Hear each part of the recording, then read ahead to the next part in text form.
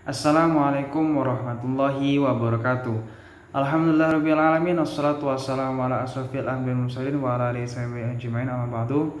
Dengan nama saya Muhammad Aji Andriando dengan NPM 1811101086. Di sini saya akan menyampaikan sebuah hasil tugas saya, ujian tengah semester di mata kuliah Kapital Selekta Pendidikan Islam. Yang dimana di sini ada soal yang pertama. Soal pertama yang A, jelaskan hak dan kewajiban pendidik dan peserta didik dalam proses belajar mengajar. Jawabnya di sini hak dari pendidik, yaitu yang pertama menerima upah gaji, yang kedua mendapatkan penghargaan. Selanjutnya kewajiban dari pendidik. Kewajiban yang harus diperhatikan oleh seorang guru menurut pendapat Imam Al-Ghazali, yaitu yang pertama harus menaruh rasa kasih sayang terhadap murid dan memperlakukannya mereka seperti anak sendiri.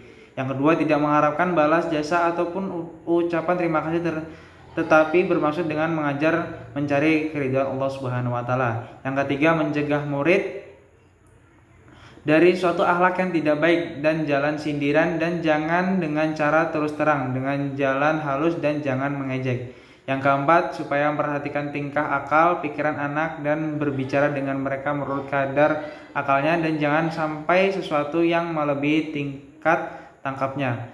Yang kelima, jangan timbulkan rasa benci pada diri murid mengenai suatu cabang ilmu yang lainnya. Guru harus mengamalkan ilmunya dan jangan berlain kata dengan perbuatannya. Selanjutnya di sini ada hak peserta didik. Hak peserta didik menurut Undang-Undang Republik Indonesia Nomor 20 Tahun 2003. Di sini yang pertama mendapatkan pendidikan agama sesuai agamanya, yang kedua mendapatkan pelayanan pendidikan suatu bakat, minat dan kemampuan. Yang ketiga mendapat beasiswa bagi yang berprestasi dan orang tuanya bisa mampu membiayai. Yang keempat pindah ke program pendidikan pada jalur dan suatu pendidikan yang setara. Yang kelima, menyelesaikan pendidikan sesuai dengan kecepatan belajar masing-masing dan tidak menyimpang batas waktu yang ditetapkan.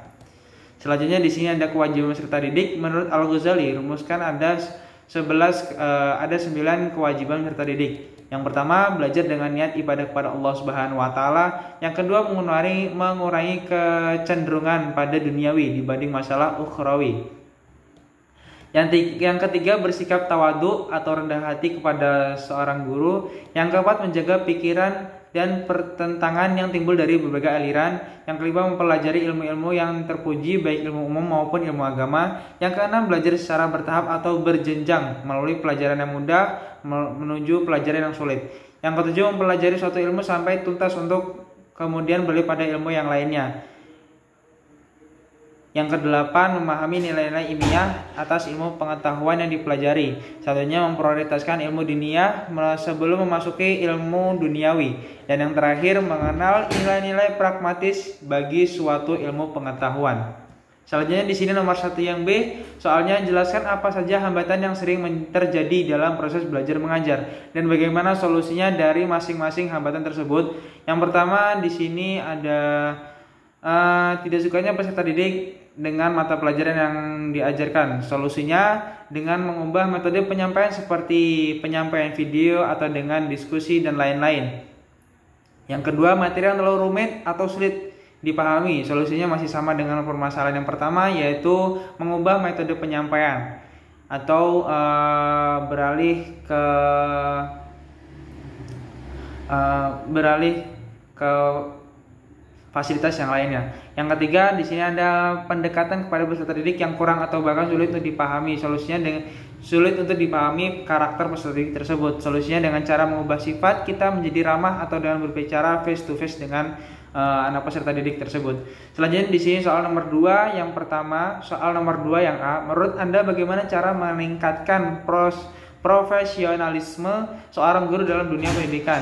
Jawabnya yang pertama, meluruskan niat karena banyak sekali seorang guru yang masih menjadikan profesi sebagai tunjangan hidup atau dalam bahasa kasarnya hanya mencari uang, dan dengan adanya niatan itu maka sulit baginya untuk memberikan suatu materi kepada peserta didik karena di dalam pikiran hanyalah uang yang penting mengajar atau yang penting lulus dari kewajiban seorang guru tersebut. Maka dari itu kita sebagai guru harus meluruskan niat untuk mengajar dengan ketulusan dan keikhlasan dan mengharapkan ridho dari Allah Subhanahu wa taala. Yang kedua, membetulkan motivasi yang baik, yaitu melakukan suatu untuk aktualitas dari diri sendiri, atau dalam rumusan yaitu lakukanlah apa yang kamu sukai dan sukailah apa yang kamu lakukan. Maka jadilah guru yang menyenangkan dan dienggani peserta didik. Yang ketiga, mempelajari materi belajar tanpa henti, yaitu menguasai materi belajar dengan terperinci sehingga mudah untuk disampaikan kepada peserta didik. Yang keempat, menerapkan materi ajar dalam kehidupan sehari-hari. Hal ini dilakukan karena guru adalah seorang yang gugur dan ditiru. Maka dari itu, sebelum guru menguatkan, setidaknya guru harus memberikan contoh dari apa yang akan disampaikan kepada peserta didik. Selanjutnya, yang kelima, mempelajari metode mengajar yang efektif. Yang keenam, mempelajari karakter murid yang diajar. Dan yang ketujuh, memperhatikan akhlak murid. Dan di sini soal yang kedua, yang B, jelaskan bagaimana upaya sebagai calon pendidik untuk meningkatkan mutu pendidik di masa mendatang dan berikan contohnya. Jawaban yaitu dengan modifikasi metode, fasilitas, dan kebutuhan pelajaran yang bisa mengikuti perkembangan zaman atau perkembangan globalisasi, seperti menggunakan proyektor, gadget, dan alat-alat elektronik yang bisa digunakan untuk belajar mengajar. Contohnya seperti pada saat penyampaian materi yang bisa ditampilkan lewat video proyektor, atau bisa menggunakan gadget untuk permainan-permainan yang bisa membimbing atau mendidik seorang peserta didik. Selanjutnya soal yang ketiga, yang A, jelaskan apa yang Anda pahami mengenai hakikat globalisasi. Jawabnya yaitu suatu proses menuju ruang lingkup dunia. Dengan demikian, globalisasi dapat diartikan sebagai proses mendunia, di mana semua peristiwa yang terjadi di belahan dunia dapat mempengaruhi kehidupan masyarakat di seluruh dunia, atau dapat disebut suatu proses mana hubungan sosial dan saling ketergantungan antar manusia ini semakin besar. Yang nomor soal ketiga, yang B, jelaskan apa saja dampak globalisasi terhadap tradisi pesantren dan berikan contohnya. Jawabnya, pada dasarnya dampak globalisasi ini tidak mempengaruhi bagi pendidikan pesantren, terutama pesantren jenis modern, karena di pesantren modern memegang teguh perkembangan zaman melalui globalisasi yang tidak lepas dari ajaran agama Islam. Hanya saja masalah dalam globalisasi sering disalahgunakan sehingga ditakutkan hilangnya tradisi di pendidikan pesantren yang lebih mengutamakan guru. Karena adanya globalisasi itu ada yang lebih kita kenal sebagai Google, lebih banyak diajarkan Islam tanpa didasari oleh ajaran sang guru atau Abah Kiai. Maka hal ini membuat kesalahpahaman bagi yang salah menggunakan atau salah memahami pelajaran dari Google tersebut. Selanjutnya di sini soal yang keempat, yang A, jelaskan dasar dan tujuan pendidikan Islam transformatif. Jawabnya adalah penelitian Zainullah dan Ali Muhtaram mengenai judul pendidikan Islam transformatif integratif. Penelitian tersebut menjelaskan bahwa prinsip pendidik adalah patokan yang harus dipegang dan proses islamisasi karakter anak didik. Setidaknya ada 5 prinsip dasar yang harus diperhatikan, yaitu prinsip integrasi informasi, prinsip keseimbangan, prinsip persamaan, prinsip pendidikan seumur hidup, dan prinsip keutamaan. Sedangkan tujuannya yaitu yang pertama, pendidik harus mampu mengembangkan keilmuan dan kemajuan hidup yang integratif antara nilai spiritual, moral, dan material bagi kehidupan manusia. Yang B atau yang kedua, pendidikan harus mampu membangun kompetisi manusia dan mempersiapkan kehidupan yang lebih baik berupa manusia demokratik, kompetitif, inovatif berdasarkan nilai-nilai Islam.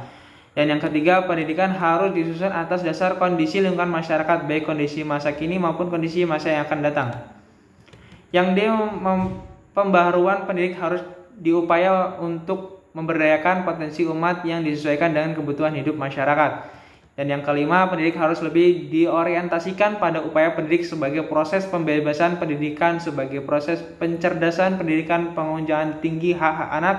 Pendidikan menghasil tindakan perdamaian, pendidikan sebagai proses pemberdayaan potensi manusia, pendidikan menjadi anak berwawasan integratif, pendidikan sebagai wahana membangun watak persatuan, pendidikan menghasilkan manusia demokratik, pendidikan menghasilkan manusia peduli terhadap lingkungan. Dan yang terakhir di sini ada soal nomor 4 yang B, apa yang Anda pahami mengenai paradigma pendidikan Islam transformatif dan implikasi terhadap pengembangan pendidikan Islam? Jawabnya, pendidikan Islam yang berbeda dengan pendidikan barat sekuler. Terutama karena pendidikan Islam tidak hanya didasarkan atas hasil pemikiran manusia dalam menuju keselamatan umum atau humanisme universal. Pendidikan Islam pada akhirnya bermuara pada pembentukan manusia sesuai dengan kodrat dan muncul dimensi imanensi horizontal dan dimensi transmensi vertikal. Selanjutnya, implikasi terhadap pengembangan pendidikan Islam. Yang pertama, paradigma sistematik organik. Paradigma pendidikan sistematik organik menekankan bahwa proses pendidikan harus memiliki ciri-ciri sebagai berikut. Yang pertama, pendidikan lebih menekankan pada proses pembelajaran daripada mengajar. Yang kedua, pendidik diorganisir dalam suatu struktur yang fleksibel. Yang ketiga, pendidik melakukan bersendiri sebagai individu, memiliki karakteristik dan mandiri. Dan yang keempat, pendidik merupakan proses yang berkeseimbangan dan senantiasa berinteraksi dengan lingkungan. Yang kedua, di sini paradigma holistik, integrastik. Yang ketiga, paradigma humanistik. Yang keempat, paradigma idealistik transformatif.